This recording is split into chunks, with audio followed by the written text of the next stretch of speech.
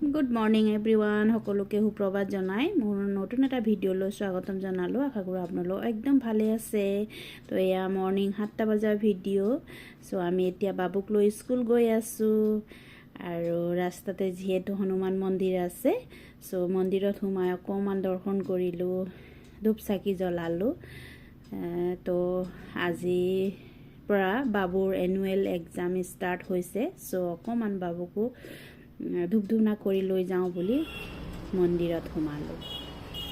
চ' ভিডিঅ'টো কি কেনেকুৱা পালে অকণমান জনাব আৰু সৰু এটা ক্লিপ লৈ আপোনালোকৰ আগত শ্বেয়াৰ কৰিলোঁ। নিশ্চয় ভিডিঅ'টো চাই ভাল পাব। যদি ভাল পায় লাইক এটা দিব, কমেণ্ট কৰিব আৰু প্লিজ পেজটো ফ'ল' কৰিব দি দিব।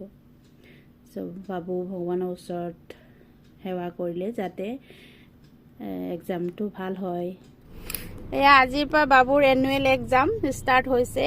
সেই অকণমান মন্দিৰত সোমাই অকণমান ভগৱানৰ ওচৰত আশীৰ্বাদ কৰিলোঁ যাতে পৰীক্ষাত ভালদৰে লিখিব পাৰি। বাবু আজি কি এক্সাম আছে? ইংলিছ 1 আজি আছে ইংলিছ 1।